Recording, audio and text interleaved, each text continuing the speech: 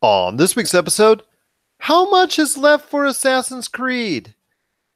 Will Holmes and Watson be a funny will be a comedic Christmas surprise?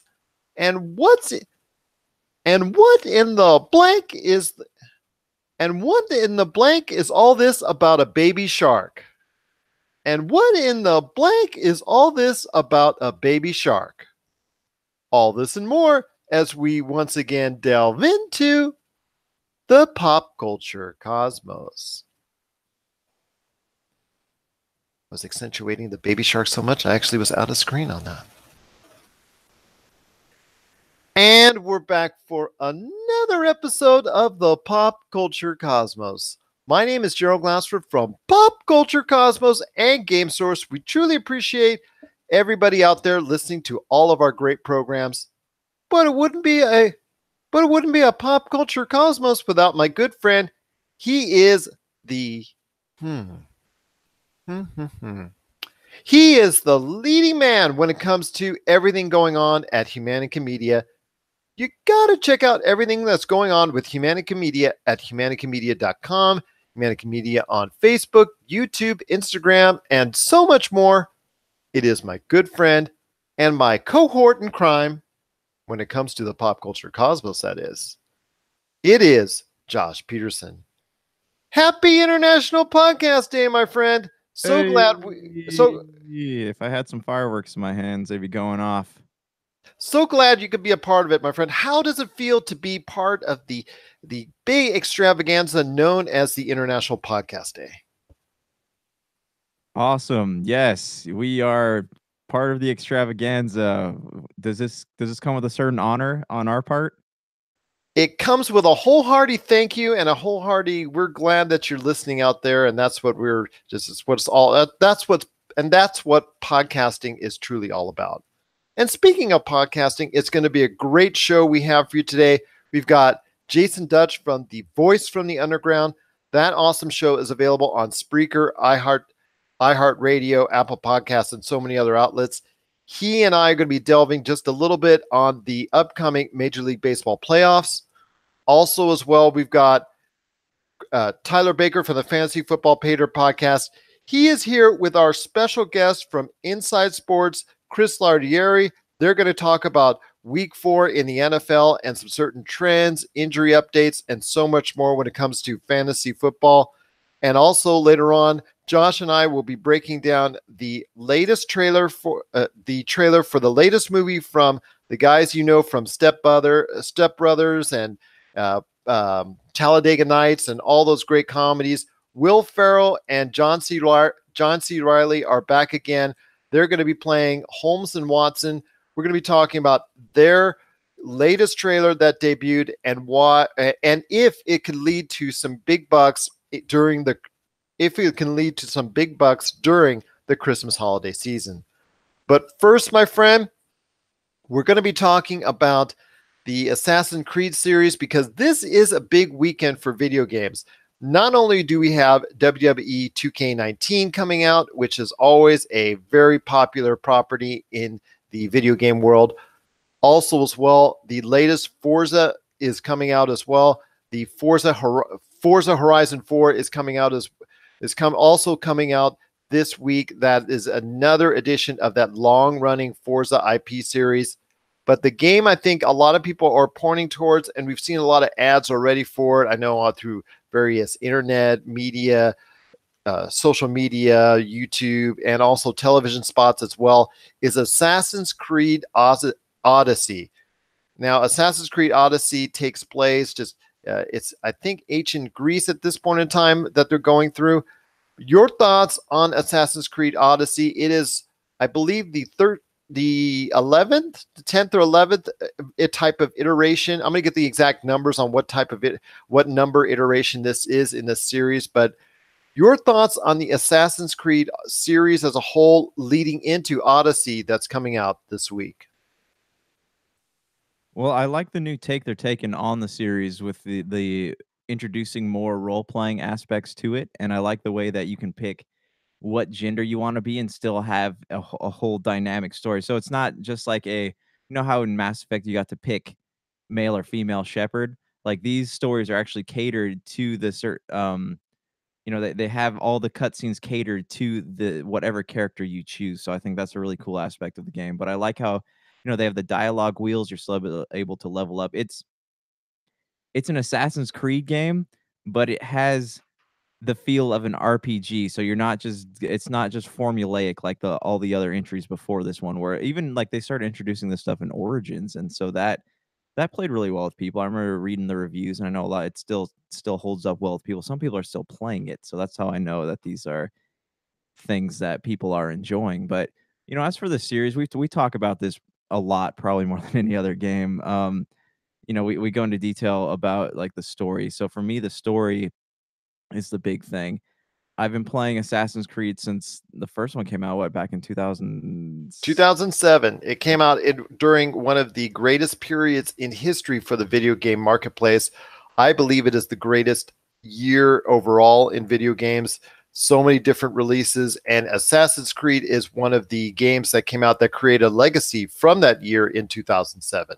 Well, yeah, because I remember when that came out, like it came out on the same span of like Gears of War, the new Forza, Call of Duty. I remember Mass being Effect, Uncharted, so many other series came out as well. The Call of Duty 4, Call of Duty 4 Modern Warfare, and so much more.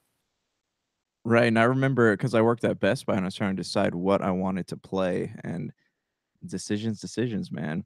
But I did pick up Assassin's Creed. It was hard for me at first. Like I remember playing it the first couple of weeks and it wasn't what I thought it was going to be, you know, the whole modern element. So I put it down and I didn't end up coming back to it for another like 3 months, and then I started getting into it. But what I want from it, I want it to have a story that goes somewhere. Like if they're going to show us some modern, they created this big story arc in modern times, you know, the whatever their names are from the first civilization. They got out into the world and they never showed what happened to them. That was in Black Flag, and we haven't heard or seen anything about them since. So they created the story arc and it's not really going anywhere. They're not giving us any more pieces. We're just kind of left wondering because they want to keep creating new entries, and it's not it's cool. Yeah, I like the games, love playing them. They look good. The new ones look good. I love the new elements being introduced, but it's not there's no end in sight. And for me, that just kind of makes it feel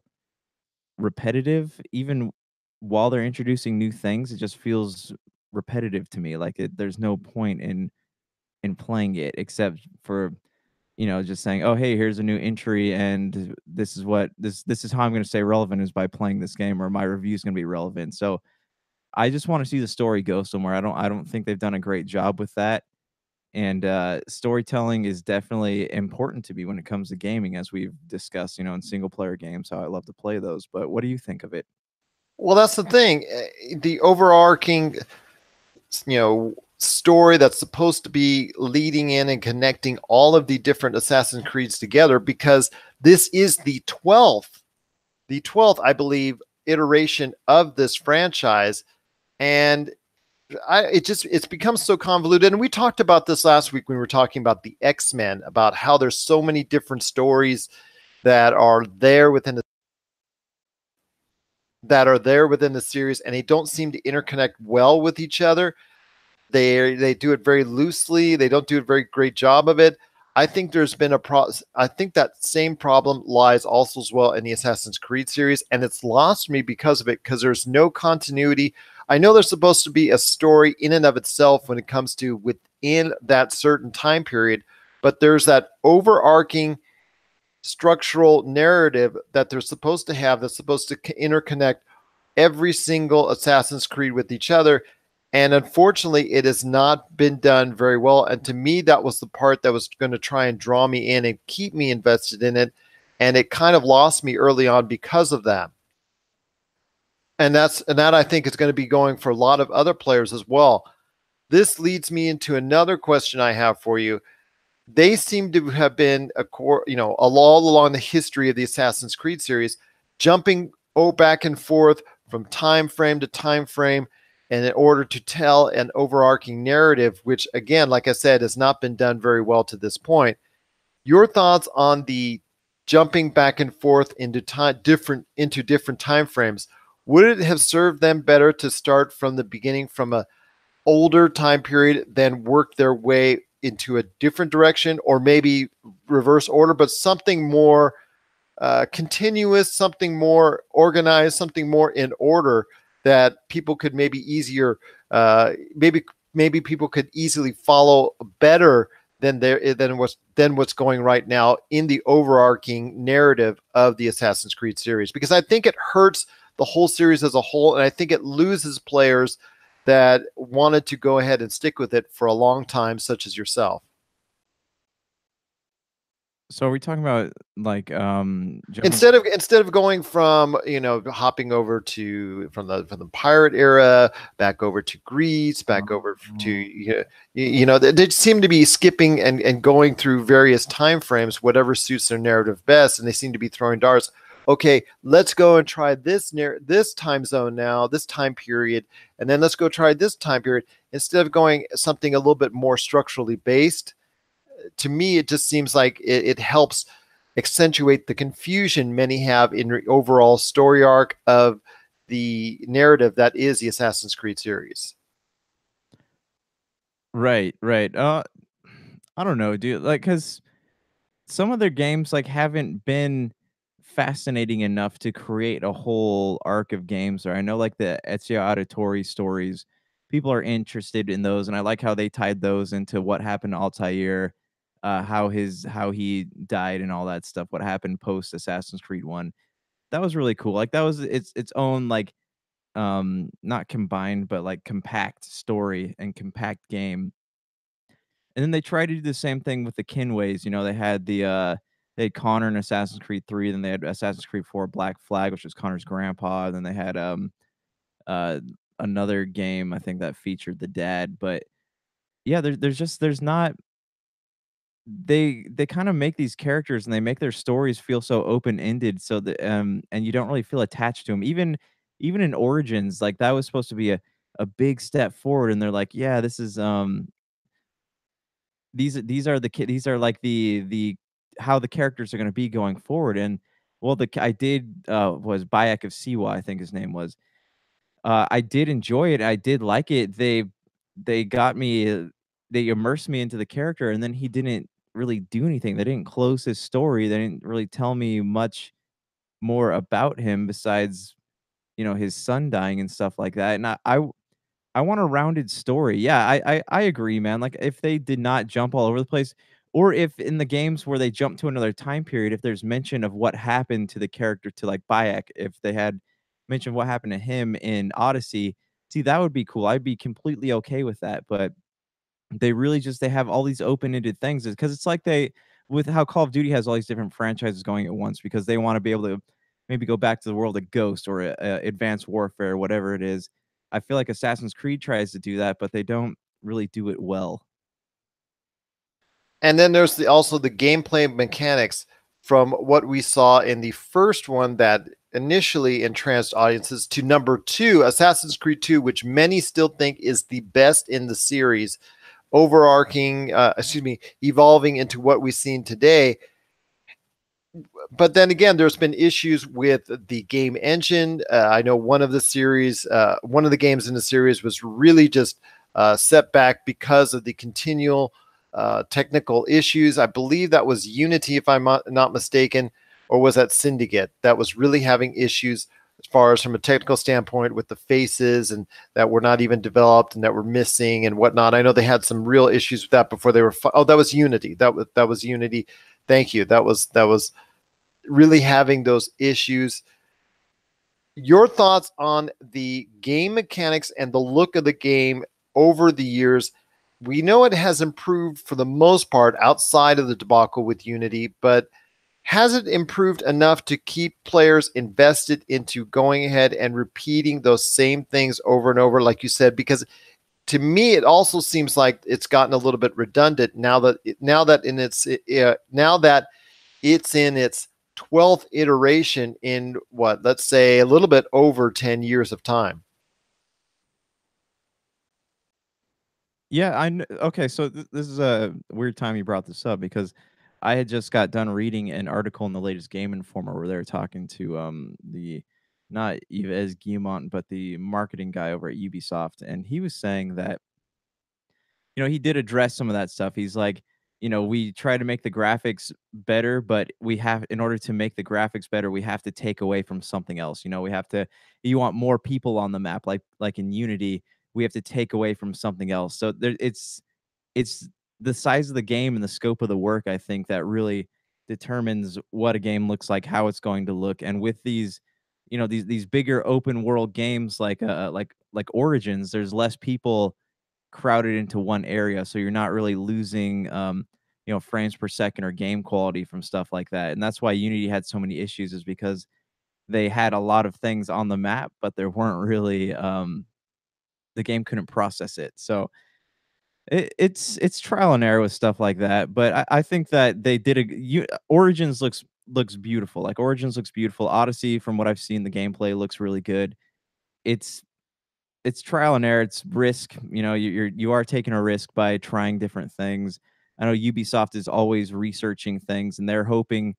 They said that they want to try to get ahead of the trend, whatever the next trend after Battle Royale is. They want to get ahead of it. So who knows? Like maybe 5-6 years from now, Assassin's Creed will introduce something that nobody else has done, and it could work well in their favor. But I think as long as they're aware of the technological issues with the game, that there's hope that they can be improved upon. And final question, when it comes to Assassin's Creed Odyssey, it is coming out this week, like I said, to store shelves. Going to be on all the major platforms, PS4 and Xbox One and PC. Well, they're not on Switch yet, but I'm sure that day is coming.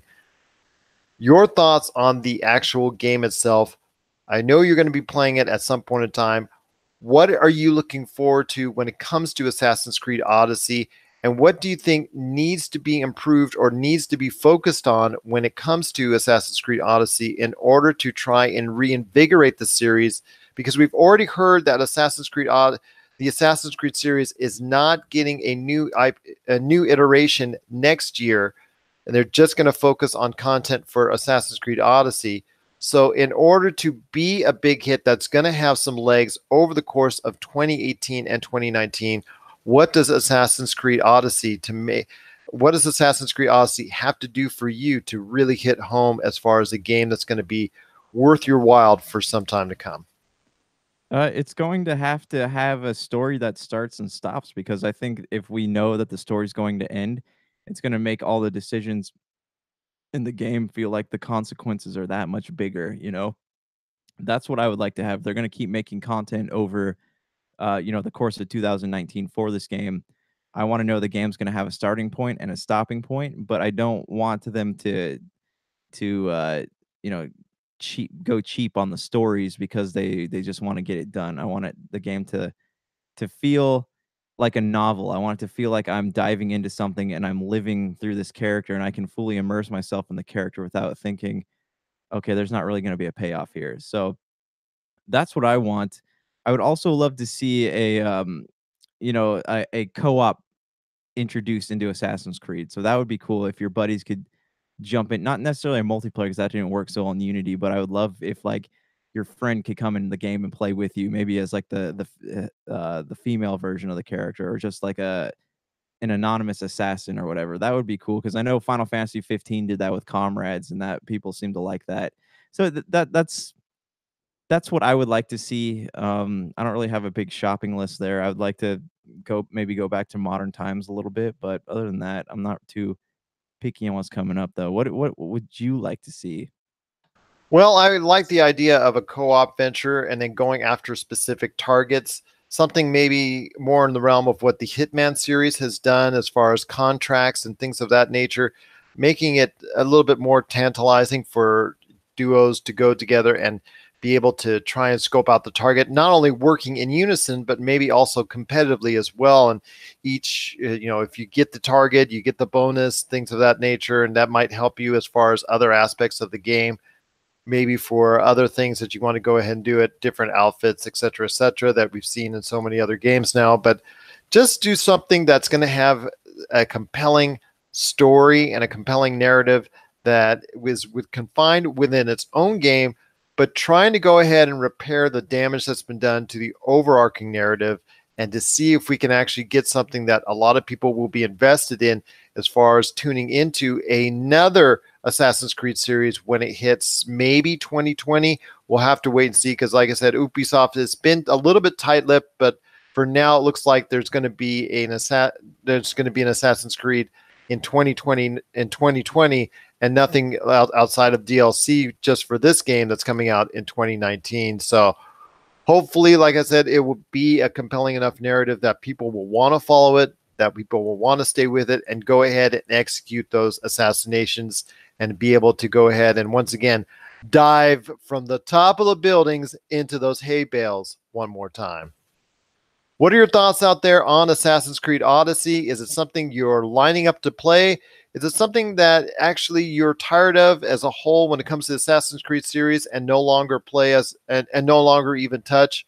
Share us your thoughts. PopCultureCosmos@yahoo.com. Also as well, Pop Culture Cosmos, Humanica Media, and Game Source on Facebook and Twitter and Instagram as well.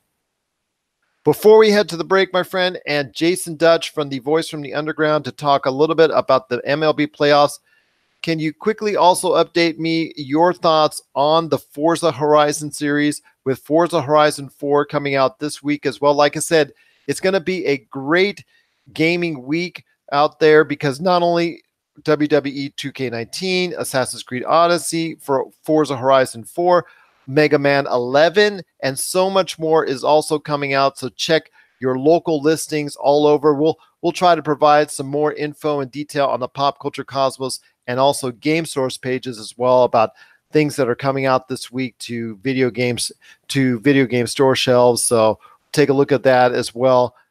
Your thoughts on the Forza Horizon series with Forza Horizon 4. Is it something you're excited over? Or now so many iterations into the Forza series, is Forza maybe getting a little bit stale, or is it still good enough as a series to keep it going? Because the same issues that we see with Assassin's Creed also seem to pop up when it comes to the Forza series, whether it's Forza Motorsports or Forza Horizon. I'm excited to play it. I like Forza in the fact that it's kind of mindless. I don't really have to think about it. I can just kind of sit on my couch and press the gas button and explore. Forza Horizon is fun in the fact that it's not linear. You know, they don't push you from point A to point B. You can kind of explore a little more. It's not just doesn't just revolve around a series of races. Don't get me wrong, I love the Forza series, but I do love what they've done with Forza Horizon because it does have that open world I don't know, like I guess as far as you can go as a role-playing game for a car. Like I love that feeling. I love how you're a character and you interact with other characters and you still get to drive and go to all these places and see all the cool scenery. Yeah, I'm excited for it. I just got done playing Forza Horizon 2, so that was a good game. But yeah, yeah, man, I'm excited. Definitely. Like that's on my I have Games Pass, so as soon as it drops on Tuesday or Wednesday, I'm gonna pick it up and start playing. And I know a lot of other people will as well. It'll spike the numbers a little bit unnaturally for the game, but I know a lot of people are looking forward to it. It's already gotten some good press already, so look forward if you are a racing fan. It's even though there's several iterations in the Forza series, it looks like there's a lot of life left for Forza, especially when it comes to Forza Horizon 4. So coming up next, like I said, we've got Jason Dutch from the Voice from the Underground. He's going to preview the Major League Baseball playoffs with both his and my picks on who we think are going to go to the World Series and ultimately win the battle in October. Then we've got after that, Tyler Baker from the Fantasy Football Patriot podcast, and also Chris Lardieri from Inside Sports. We're going to recap Week 4 in the NFL with our thoughts for fantasy football players, for fantasy football owners out there as well. And then after that, Josh and I will be back to talk some more about Holmes and Watson, Bowsette, and also a baby shark as well. This is the Pop Culture Cosmos.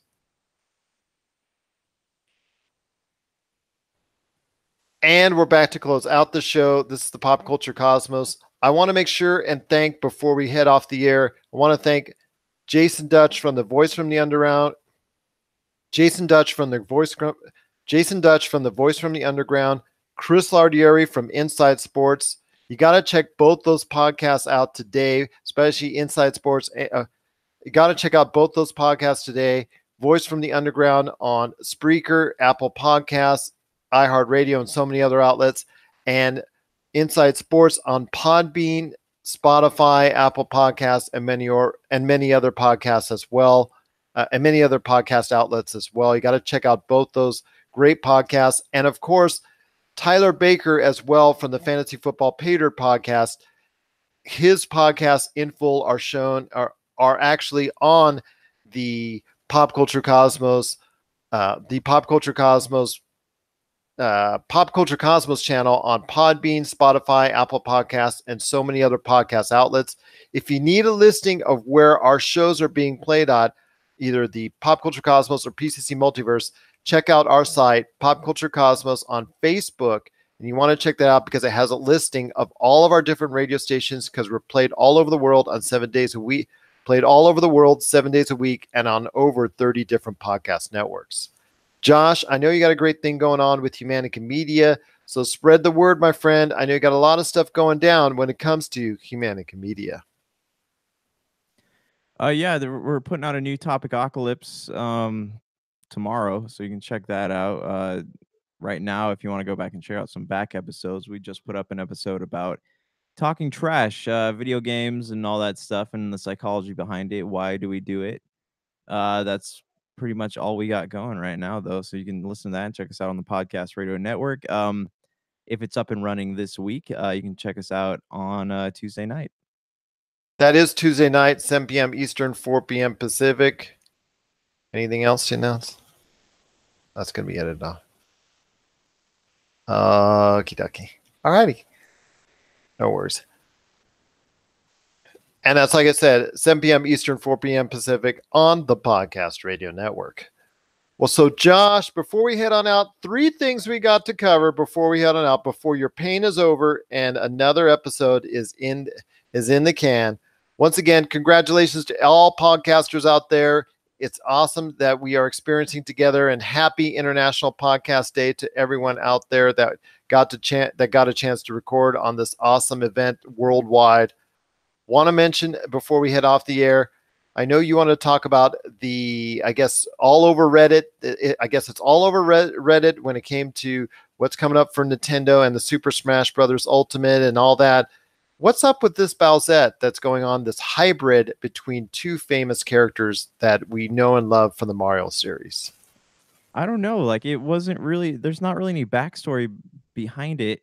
Besides that, it was going to be introduced into the game into the franchise at some point. So everyone's wondering, like, well, how did this happen? Is this the offspring of Bowser and Peach, or what exactly was the thinking behind this? Or is there going to be like an alternate reality where Bowser and Peach were together, and then what was going on with Mario during this time? I don't know, man. There's not really any pit. Hold on one second.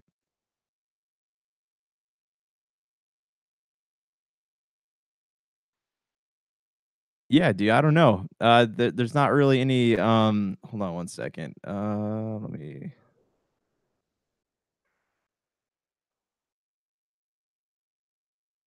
Yeah, I don't know, man. They before Bowsette, I guess I was looking at Anime News Network. They had a thing on. There's like a Bowser Peach. So I don't know. We'll see. Maybe, who knows, man. I guess I like that they're messing around with new characters, but I don't really know what the deal with this is. Some sort of hybrid. This is kind of different for Nintendo, and it makes it a little bit different for everyone out there. So we'll have to wait and see on Bowsette when it comes to Super Smash Bros. Ultimate and this combination of 2 very much beloved characters in the Mario universe. Have you got a chance to check out the latest trailer for Holmes and Watson? I was kind of worried that the film might be pushed back, or I was kind of thinking that the film might be pushed back to beyond 2019 and beyond, because we had not seen a trailer as of yet for the movie. So I was kind of thinking that that's a bad sign for the movie in and of itself, but it did get debuted in the past few days. the latest movie from Will Ferrell and John C. Reilly, the duo that everybody knows from Step Brothers, Talladega Nights, and many other outings together. Your thoughts on it? Mine personally, as the story is set in London, they have to solve a mystery within 4 days of a murder that might take place on the Queen before the. They have to solve a mystery within 4 days before the Queen gets murdered in Buckingham Palace. So your thoughts on it? Obviously, they're up to their wild and zany things as far as coordinating some pratfalls and trying to get everything going as far as voices, as far as jokes abound and whatnot. I didn't think it clicked with me as much as some previous efforts by the duo. Plus, also Wreck-It Ralph 2. I think a lot more people will be hone in on that. And the Laurel and Hardy, the Stan and Ollie, the Laurel and Hardy pick that John C. Reilly is doing, that got actually debuted before, that's coming out I think in 2019. That also kind of took away from this trailer as well. So your thoughts on the Holmes and Watson trailer, if it's something that might look entertaining to you, and do you think it might do well with audiences when it comes out right around the Christmas break? I saw it, and it looks like a typical Will Ferrell movie. I like the fact that it's a period piece, so that could make it interesting, kind of change the dynamic a little bit from our typical Will Ferrell. But I'll be honest, man, I'm not very interested in Will Ferrell. Like, John C. Reilly's funny in some stuff, but Will Ferrell's the same person in every movie he plays in. I know a lot of people argue with me about that, but that's just how I feel, and I'm not really interested in that brand of comedy anymore. Like, I had some friends talking about Anchorman and how great it was. I'm like, I just can't watch it anymore. I'm not saying it's not funny. I just am not interested enough to take that up. But what's weird about this one is there's so many, it seems like, Sherlock Holmes movies coming out. We had the one with not just Robert Downey Jr., but Ian McKellen. I know there's another one after that came out, and now this one. So it not to mention Sherlock, that's every year on CBS, which has still actually been renewed for another season.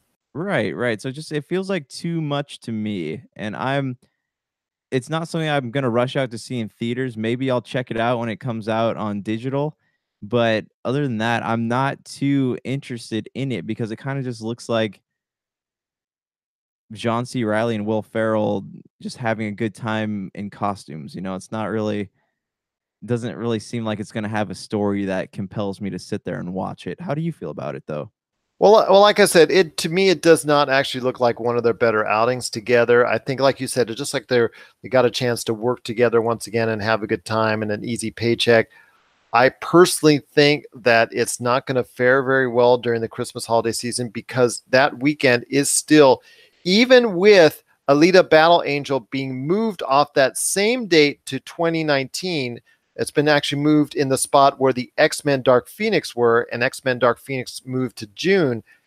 And in its place, I believe, is a PG-13 cut of Deadpool 2. So that 21st date is still very much stacked. I think Bumblebee's on it. I know we talked about it a lot on our movie preview, on our fall movie preview, which you can still check out on our Pop Culture Cosmos channel. That date is still stacked with a lot of stuff going on, not to mention the Oscar contenders and all that. So I don't think it's going to fare very well if they hold that date.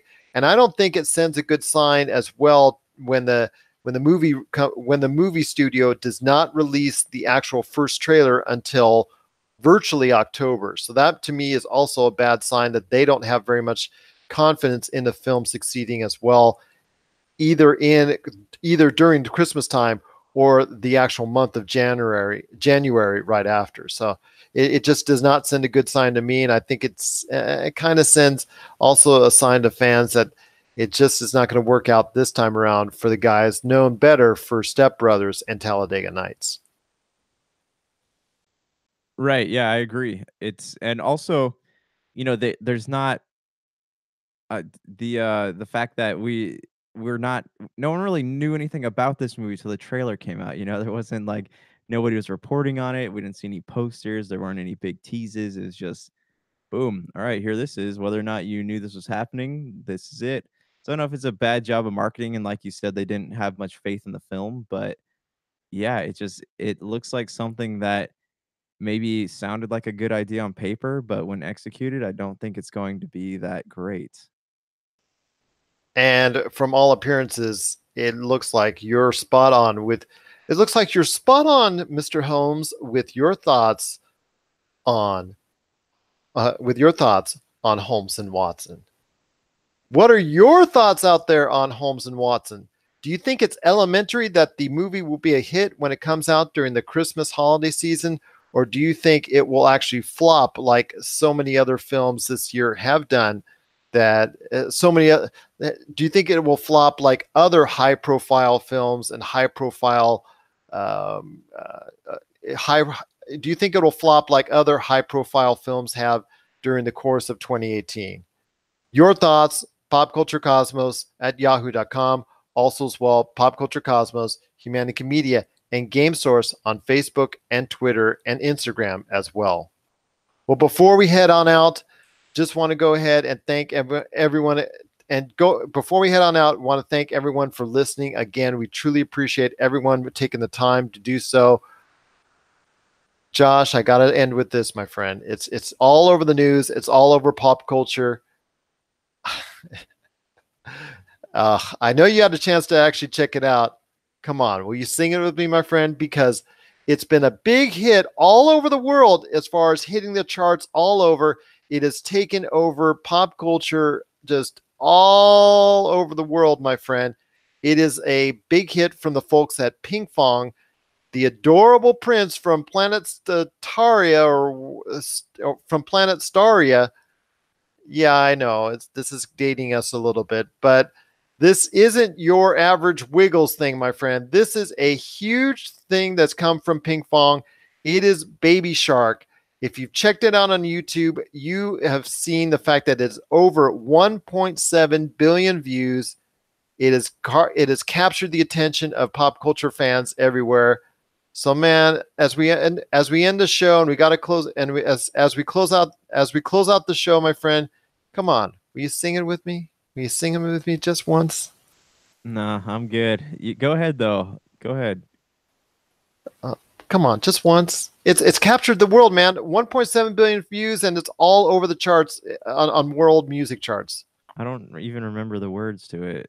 It's very easy. It goes, well, fine. I'll do it myself then. Okay. Baby shark do do do do do. Baby shark do do do do do do. Baby shark do do do do do. Baby shark. Baby shark do do do do do. Baby shark do do. All right. Baby shark do do do do do do. Baby shark. Mama shark and then daddy shark and then Grandpa shark, grandma shark, cousin shark. Yes. Second cousin to whoever shark. Yes, I know. Shark. What about the left shark from the Super Bowl? But we won't go into that one. Has the Baby Shark taken over your life as well? Share us your thoughts on popculturecosmos at yahoo.com. Do, Baby Shark. For Josh Peterson, who doesn't want to sing Baby Shark, this is Gerald Glassford. It's another beautiful day in paradise right here in the Pop Culture Cosmos. We thank you for listening. And here's hoping you have yourself a great day.